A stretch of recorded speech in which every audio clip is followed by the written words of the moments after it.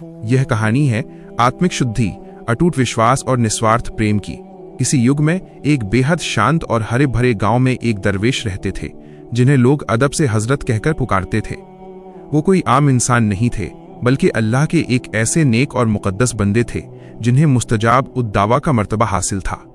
इसका सीधा सा मतलब ये था कि जब भी वो अपने दोनों हाथ आसमान की तरफ उठाते और उनके होठों से कोई दुआ निकलती तो वो सीधे अर्श पर कबूल हो जाती थी। उनके दिल की पाकीज़गी और जुबान की सच्चाई ऐसी थी कि कुदरत भी उनकी दुआओं को टालती नहीं थी। दूर दूर के राज्यों और गांवों से लोग अपनी बड़ी से बड़ी परेशानियां, बीमारियां और मजबूरियां लेकर उनके पास आते थे और हमेशा झोलियां भरकर लौटते थे। उसी गांव के एक कोने में असलम नाम का एक सीधा साधा लड़का अपने माता पिता के साथ रहता था। असलम के परिवार की जिंदगी बड़ी मुश्किलों से गुजर रही थी, लेकिन उनका संतोष और आपसी प्यार ही उनकी सबसे बड़ी दौलत थी। मगर वक्त का पहिया हमेशा एक जैसा नहीं रहता। अचानक एक दिन असलम के वालिद पिता बेहद गंभीर रूप से बीमार हो गए।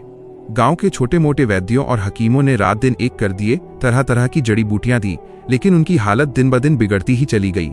कुछ ही हफ्तों में वो इस कदर कमजोर हो गए कि बिस्तर से उठना तो दूर, उनके लिए आंखें खोलना भी भारी हो गया। एक शाम गांव के सबसे बड़े हकीम ने असलम के सिर पर हाथ रखा और बेहद मायूस होकर कहा कि बेटा, अब इंसानी दवाएं और हमारा इल्म हार चुका है। तुम्हारे वालिद के पास अब बहुत कम वक्त बचा है। अब सिर्फ कोई चमत्कार या खुदा की खास रहमत ही उन्हें नई जिंदगी दे सकती है। हकीम की ये बात सुनकर असलम के पैरों तले से जमीन खिसक गई। उसकी माँ फूट फूट कर रोने लगी। असलम का दिल बैठने लगा, लेकिन तभी उसके जहन में गांव के उन मुस्तजाब उद्दावा बुजुर्ग की याद आई। उसने बचपन से सुन रखा था कि उन दरवेश की दुआ में साक्षात शिफा है। उसने बिना एक पल गंवाए अपनी माँ को ढांढस बंधाया और दौड़ता हुआ बुजुर्ग की कुटिया की तरफ भागा। रास्ते में कंकड़ पत्थर चुभते रहे, ठंडी हवाएं चलती रहीं, लेकिन असलम के दिमाग में सिर्फ अपने मरते हुए पिता का चेहरा घूम रहा था। जब वो हाफता हुआ बुजुर्ग की झोपड़ी के बाहर पहुंचा तो उसने देखा कि हजरत अपनी चटाई पर बैठे बेहद शांत मुद्रा में याद इलाही में लीन थे। उनके चेहरे पर एक असीम नूर और शांति थी। असलम अपनी भावनाओं को रोक नहीं पाया और उनके कदमों में गिरकर फूट फूट कर रोने लगा। उसके आंसुओं से बुजुर्ग की चटाई भीगने लगी।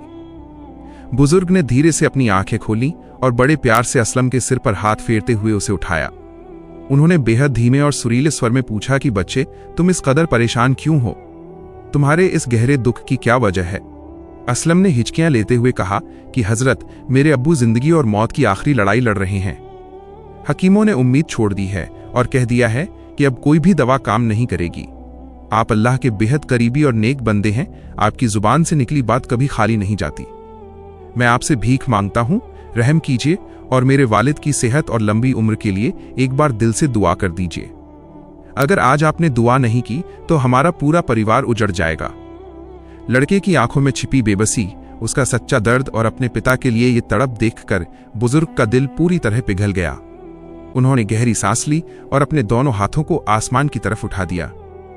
उन्होंने अपनी आंखें बंद कर लीं और पूरी रूह की शिद्दत, ध्यान और बिना किसी दिखावे के अल्लाह के हुजूर में असलम के पिता की शिफा के लिए दरख्वास्त पेश की।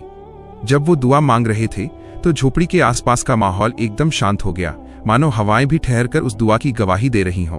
कुछ मिनटों के गहरे मौन के बाद बुजुर्ग ने अपने हाथ चेहरे पर फेरे और उनकी आंखों में एक अनोखी चमक आ गई। उन्होंने मुस्कुराते हुए असलम से कहा कि उठो बेटा और खुशी खुशी अपने घर जाओ। ब्रह्मांड के मालिक ने तुम्हारी पुकार सुन ली है और मेरी इस छोटी सी दुआ को अपनी बारगाह में कबूल फरमा लिया है। तुम्हारे वालिद को अब नया जीवन मिल चुका है। ये सुनते ही असलम के दिल को जो सुकून मिला उसे शब्दों में बयान नहीं किया जा सकता था। वो बुजुर्ग के आगे नतमस्तक हुआ, उनका शुक्रिया अदा किया और हवा की रफ्तार से अपने घर की तरफ वापस दौड़ा। लेकिन कुदरत को आज असलम के दिल और उसकी इंसानियत की एक और परीक्षा लेनी थी। अभी वो आधा रास्ता ही पार कर पाया था कि उसे रास्ते में गांव के कुछ किसान और चरवाहे बेहद परेशान हालत में इकट्ठा दिखाई दिए। उनमें से कई लोग रो रहे थे और आसमान की तरफ देखकर अपनी बेबसी पर आंसू बहा रहे थे। असलम ने रुककर एक बुजुर्ग किसान से पूछा कि चाचा, आप सब इस कदर परेशान क्यों हैं और पूरा गांव यहाँ क्यों जमा है? किसान ने रोते हुए बताया कि बेटा, हमारे गांव का इकलौता कुआं जिससे पूरे गांव के इंसानों और सैकड़ों बेजुबान जानवरों को पानी मिलता है, वो पूरी तरह सूख चुका है। जमीन के अंदर का पानी खत्म हो गया है। अगर आज रात झमाझम बारिश नहीं हुई तो कल सुबह तक हमारे सारे मवेशी प्यास से तड़प तड़प कर दम तोड़ देंगे और फसलों के साथ साथ हम सब भी दाने दाने और बूंद बूंद को मोहताज हो जाएंगे। हमारे पास बचने का कोई दूसरा रास्ता नहीं दिख रहा है। ये सुनकर असलम का दिल कांप उठा। उसने एक तरफ अपने ठीक हो रहे पिता के बारे में सोचा और दूसरी तरफ उन सैकड़ों बेजुबान जानवरों और पूरे गांव के मासूम बच्चों का चेहरा उसकी आंखों के सामने तैर गया। उसके भीतर के इंसान ने कहा कि मैं सिर्फ अपने परिवार की खुशी लेकर कैसे बैठ सकता हूं, जबकि पूरा गांव मौत के मुहाने पर खड़ा है। उसे तुरंत ख्याल आया कि मुस्तजाब उद्दावा बुजुर्ग तो साक्षात रहमत हैं, अगर वो एक और दुआ कर देंगे तो पूरे गांव का कल्याण हो जाएगा। वो बिना स्वार्थी बने तुरंत पीछे मुड़ा और दोबारा उसी तेजी से बुजुर्ग की कुटिया की तरफ दौड़ पड़ा। जब वो दोबारा झोपड़ी में दाखिल हुआ तो बुजुर्ग ने उसे देखकर हैरानी से पूछा कि बेटा, तुम अभी तक घर नहीं गए? क्या कोई और परेशानी आ गई है? असलम ने हाथ जोड़कर कहा कि हजरत, मेरे घर की आफत तो आपकी दुआ से टल गई, लेकिन इस वक्त पूरे गांव पर मौत का साया मंडरा रहा है। हमारे गांव का कुआं सूख गया है और अगर आज बारिश नहीं हुई तो सैकड़ों बेजुबान जानवर और निर्दोष लोग प्यास से मर जाएंगे। आप पूरे गांव के रक्षक बनकर एक बार और अपने हाथ उठा दीजिए और खुदा से बारिश की दुआ मांग लीजिए।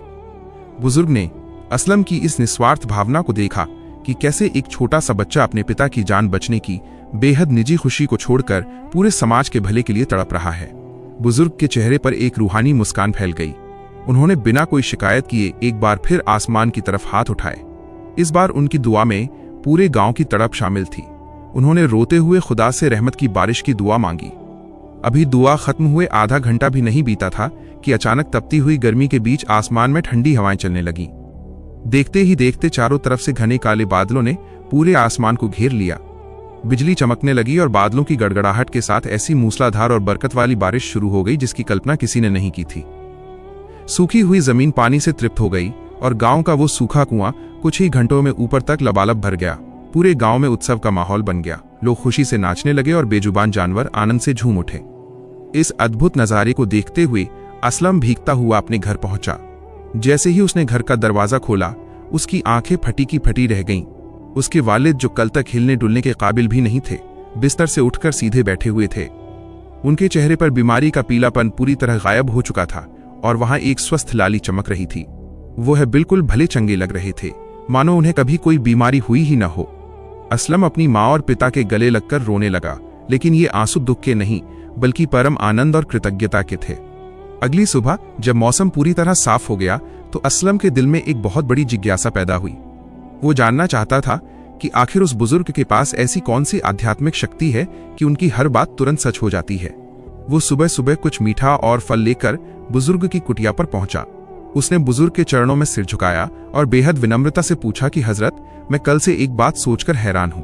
आपकी दुआ में आखिर ऐसा क्या रहस्य है?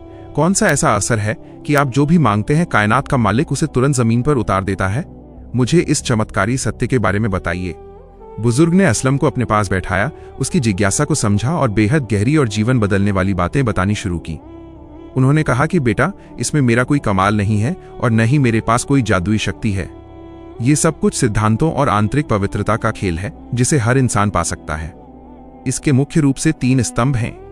पहली बात है पूरी तरह से सात्विक और हलाल कमाई। बुजुर्ग ने समझाया कि मैंने अपने पूरे जीवन में कभी भी अपनी जुबान पर अधर्म, बेईमानी या हराम की कमाई का एक निवाला भी नहीं रखा। जब इंसान का भोजन शुद्ध, सात्विक और ईमानदारी की कमाई का होता है तो उसका पूरा शरीर, उसका रक्त और उसकी आत्मा पवित्र हो जाती है। दूषित अन्न से पैदा होने वाले विचार कभी पवित्र नहीं हो सकते और अपवित्र दिल से निकली आवाज कभी परमात्मा के सिंहासन तक नहीं पहुंचती। जुबान की तासीर तभी बनती है जब उसमें सच्चाई और ईमानदारी का वास हो। दूसरी सबसे महत्वपूर्ण बात है पूर्ण और अटूट विश्वास, जिसे हम कामिल यकीन कहते हैं। बुजुर्ग ने असलम की आंखों में देखते हुए कहा कि बेटा, जब आम लोग दुआ मांगते हैं तो उनके दिल के किसी कोने में एक छोटा सा शक या संशय छिपा होता है कि पता नहीं मेरी दुआ कबूल होगी या नहीं, या भगवान मेरी सुनेगा भी या नहीं। लेकिन जब मैं अपने दोनों हाथ उस परम पिता के सामने उठाता हूं तो मेरे मन में रत्ती भर भी संदेह नहीं होता। मेरा विश्वास इतना पक्का होता है मानो मैं अपनी आंखों से देख रहा हूं कि जो मैंने मांगा है वो मुझे मिल चुका है। प्रार्थना में संशय ही सबसे बड़ी बाधा है। जब तुम पूरी तरह खुद को सौंप देते हो और अटूट विश्वास रखते हो तो प्रार्थना कभी खाली नहीं जाती। तीसरी और आखिरी बात है परोपकार और निस्वार्थ भावना। बुजुर्ग ने कहा कि तुमने ध्यान दिया होगा कि मैंने कभी भी अपने व्यक्तिगत ऐशो आराम, धन दौलत या महलों के लिए हाथ नहीं फैलाए। मैं हमेशा खुदा की बनाई हुई सृष्टि, उसके बंदों, गरीब, असहायों और बेजुबान जीवों की भलाई के लिए मांगता हूं। जब कोई इंसान अपने स्वार्थ को छोड़कर दूसरों के दर्द के लिए रोता है और दूसरों की खुशियों के लिए प्रार्थना करता है, तो ईश्वर उसकी प्रार्थना को सबसे पहले सुनता है, क्योंकि उस वक्त वो इंसान ईश्वर के ही काम को आगे बढ़ा रहा होता है। कल तुमने भी यही किया। तुमने अपने पिता की खुशी के साथ साथ पूरे गांव के दर्द को समझा, इसीलिए तुम्हारी भावना ने मेरी दुआ में और ज्यादा असर पैदा कर दिया। बुजुर्ग की ये अनमोल और ज्ञान से भरी बातें सुनकर असलम की आंखें खुल गईं।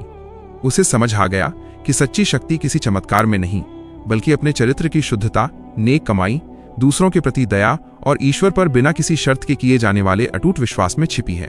उसने उसी दिन से बुजुर्ग के बताए रास्ते पर चलने का संकल्प लिया। वो समझ गया कि जब कोई इंसान पूरी तरह से निस्वार्थ होकर मानवता की सेवा में लग जाता है और अपनी आत्मा को शुद्ध कर लेता है, तो वो खुद खुदा की रहमत का एक जरिया बन जाता है और उसकी हर पुकार मुस्तजाब दुआ का रूप ले लेती है। इसके बाद असलम का पूरा परिवार और वो गांव हमेशा सुखी, समृद्ध और सुरक्षित रहा, क्योंकि उन्हें जीवन का सबसे बड़ा आध्यात्मिक सत्य मिल चुका था।